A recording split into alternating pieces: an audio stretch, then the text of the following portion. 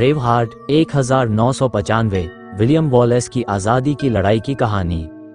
एक शांत शुरुआत जो त्रासदी में बदल गई। युवा विलियम वॉलेस स्कॉटलैंड के शांत ग्रामीण इलाके में बड़ा होता है। एक असफल विद्रोह के दौरान अंग्रेज सैनिक उसके पिता और भाई की हत्या कर देते हैं। इस दर्दनाक हादसे का गवाह बनने के बाद वॉलेस को उसका चाचा आर्गाइल अपने साथ ले जाता है और उसे छिपकर शिक्षा देता है। योद्धा की वापसी। कई वर्षों बाद जवान वॉलेस अपने गांव लौटता है, एक शांत और सामान्य जीवन की तलाश में।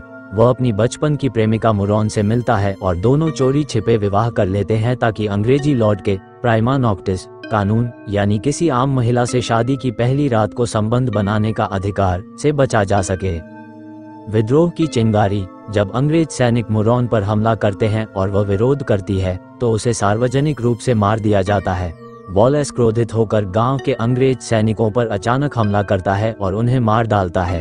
यही घटना एक बड़े विद्रोह की शुरुआत बन जाती है। विद्रोही का उदय। वॉलेस पूरे स्कॉटलैंड में लोगों को एकत्र करता है, चाहे किसान हो या राजघराने के सदस्य। वह अंग्रेजों के अत्याचारों के विरुद्ध एक प्रतीक बन जाता है और राजा एडवर्ड प्रथम की दमनकारी सत्ता को चुनौती देता है।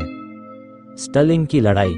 एक निर्णायक मोड़ पर वॉलेस एक छोटे लेकिन साहसी स्कॉटिश दल का नेतृत्व करता है और चालाक रणनीति व साहस के बल पर स्टर्लिंग ब्रिज की लड़ाई में अंग्रेजों को हरा देता है। ये जीत स्कॉटलैंड में नई आशा जगाती है। वॉलेस को नाइट की उपाधि। इस जीत के बाद वॉलेस को नाइट घोषित किया जाता है और स्कॉटलैंड का संरक्षक भी बना दिया जाता है। वह अपने अभियान को जारी रखते हुए उत्तरी इंग्लैंड तक आक्रमण करता है, जिससे अंग्रेजी राजसत्ता पर दबाव बढ़ता है। राजकुमारी और संदेश। वॉलेस की मुलाकात फ्रांस की राजकुमारी इसाबेला से होती है, जो दुर्बल प्रिंस एडवर्ड की पत्नी होती है। वह वॉलेस के प्रति सहानुभूति रखती है और गुप्त रूप से उसकी मदद करने लगती है, यहाँ तक कि अंग्रेजी दरबार की खुफिया जानकारी भी उसे देती है। फॉलकिक में विश्वासघात। फॉलकिक की लड़ाई में कुछ स्कॉटिश सरदार अंग्रेजों की रिश्वत में आकर वॉलेस से गद्दारी कर देते हैं। इस विश्वासघात के चलते स्कॉट्स को करारी हार मिलती है। वॉलेस घायल होता है और भीतर तक टूट जाता है। अकेले लड़ते हुए। विश्वासघात के बावजूद वॉलेस गुरिल्ला युद्ध जारी रखता है। अब वह एक भगोड़ा है, पर स्कॉटलैंड की आज़ादी के लिए उसकी लड़ाई नहीं रुकती। वह अकेले ही अंग्रेज सत्ता के विरुद्ध लड़ता रहता है। अंतिम धोखा। रॉबर्ट द ब्रूस के पिता के धोखे से वॉलेस को पकड़ लिया जाता है और उसे अंग्रेजों के हवाले कर दिया जाता है। उसे बंदी बनाकर लंदन ले जाया जाता है।